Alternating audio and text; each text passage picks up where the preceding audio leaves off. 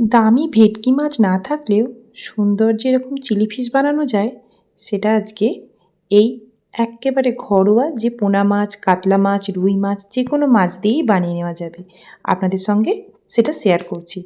এখানে আমি মাছের মধ্যে আদা, রসুন, কাঁচা লঙ্কা, জিরে গুঁড়ো, ধনে গুঁড়ো, একটুখানি লবণ আর লেবুর রস দিয়ে মাছগুলোকে মিশিয়ে নিয়ে ম্যারিনেট করে রেখেছিলাম। এরপর গরম তেলের মধ্যে মাছগুলোকে বেশ ভালো করে ভেজে তুলে নিচ্ছি। এরকম গরম গরম মাছ ভাজা খেতেও কিন্তু খুব সুন্দর লাগবে। এরপর আমি এই মাছগুলোকে তুলে নেব। আমি এখানে মাছগুলোকে একটু কড়া করে ভেজে নিচ্ছি। আপনারা চাইলে অল্প ভেজে তুলে নিতে পারেন।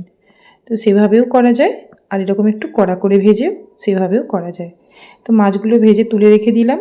ওই তেলের মধ্যে একটু রসুন বাটা আর একটু আদা গ্রেট করা দিয়ে দেব। রসুনটা যদি গ্রেট করা হয় তাহলে ভালো হয়, আমার বাটা ছিল তাই বাটাটাই দিয়ে দিচ্ছি। আদা আর রসুন একটু করে দিয়ে দিলাম তেলের মধ্যে। এরপর কিছুটা ক্যাপসিকামের টুকরো ওই তেলের মধ্যে দিয়ে দিচ্ছি। এরপর দিয়ে দেব একটা বড় সাইজের পেঁয়াজ বা দুটো মাঝারি সাইজের পেঁয়াজ কিউব করে কাটা দিয়ে দিলাম তেলের মধ্যে। এই গ্যাসের ফ্লেমটা একটু হাই রাখবেন, কারণ এইসব রান্না একদম হাই ফ্লেমে হয়। লঙ্কাটাও দিয়ে দিলাম পরিমাণ মতো। এরপর দিয়ে দেবো একটা মিডিয়াম সাইজের টমেটো টুকরো করে কাটা। এখানে আদা, রসুন, পেঁয়াজ, ক্যাপসিকাম, কাঁচা লঙ্কা, টমেটো বেশ ভালোভাবে ভেজে নেব হাই ফ্লেমের মধ্যে। এই রান্নাগুলো বেশি সময় লাগে না, চাইনিজ রান্না বেশ ঝটপট হয়ে যায় তাড়াতাড়ি, আর বেশ চটপটা খেতেও লাগে। তো এর মধ্যে আমি একটুখানি লবণ দিয়ে দিচ্ছি পরিমাণ মতো। এরপর বাটির মধ্যে আমি 3 ধরনের সস আগে থেকেই একসাথে মিশিয়ে রেখেছিলাম, তো সেটা দিয়ে দেব। দিয়ে ভালোভাবে সবজির সাথে বেশ ভালো করে মিশিয়ে নেব।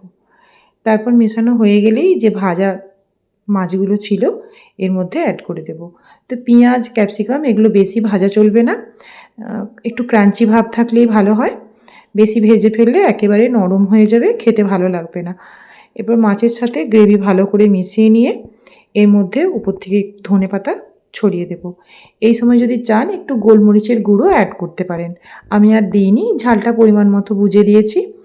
এই মাছের রান্নাটা আমি শুধুমাত্র আমার মেয়ের কথা ভেবে এটা করেছি, কারণ ও একদমই মাছ খেতে চায় না। তো ও যাতে মাছটা খায় তার জন্য এইভাবে চটপটা মাছের একটা রেসিপি বানিয়ে নিলাম। তো এটা এতটাই টেস্টি হয়েছিল, আমার 4টে মাছই চেটেপুটে খেয়ে নেবে, এতটাই টেস্টি লেগেছিল।